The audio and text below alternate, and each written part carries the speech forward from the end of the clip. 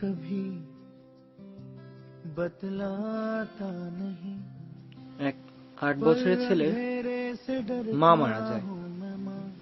একদিন তার বাবা তাকে প্রশ্ন করলো, খোকা, তোর নতুন মা আর মরে যাওয়া মায়ের মধ্যে কোনো তফাৎ খুঁজে পাস কি? তখন ছেলে বলল, বাবা, আমার নতুন মা না সত্যবাদী আর মরে যাওয়া মা ছিল মিথ্যাবাদী। তখন লোকটি একটু অবাকই হলো। সে পুনরায় তার ছেলেকে প্রশ্ন করলো, কি এমন হয়েছিল যে কারণে তোর মনে হলো যে তোর জন্ম দিয়েছে সে মিথ্যাবাদী আর 2 দিন আগে আসা মা তোর কাছে সত্যবাদী? তখন ছেলেটি বলল, যখন আমি দুষ্টামি করতাম তখন মা বলতো, যদি তুই এমন ভাবেই দুষ্টামি করিস তাহলে তোকে খেতে দেব না। আমি তবুও খুব দুষ্টামি করতাম এবং মা পুরো পাড়া খুঁজে আমাকে তার পাশে বসিয়ে নিজ হাতে খাওয়াতো।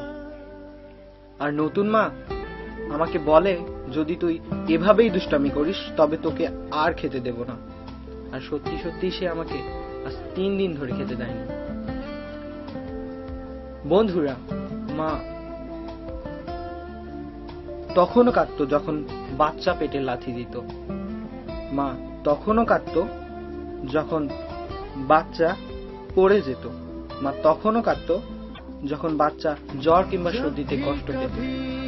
মা তখনও কাঁদতো বাচ্চা যখন না খেত।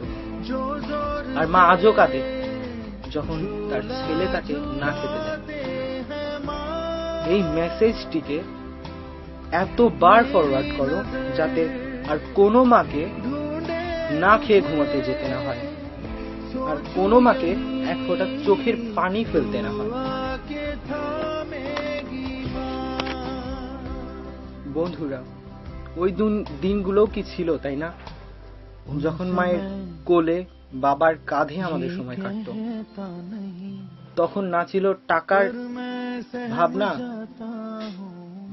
না ছিল জীবনের রহস্য, না কালকের চিন্তা, না ভবিষ্যতের স্বপ্ন। এখন শুধু কালকের চিন্তা আর বাকি থাকা স্বপ্ন। যখন পিছনে ফিরে দেখি তা অনেক দূরে। নিজের লক্ষ্যকে খুঁজতে খুঁজতে কই হারালাম আমরা? শেষ পর্যন্ত এত বড় হয়েছি কেন আমরা? দিনের কাজের শেষে যখন বাড়ি ফিরতে হবে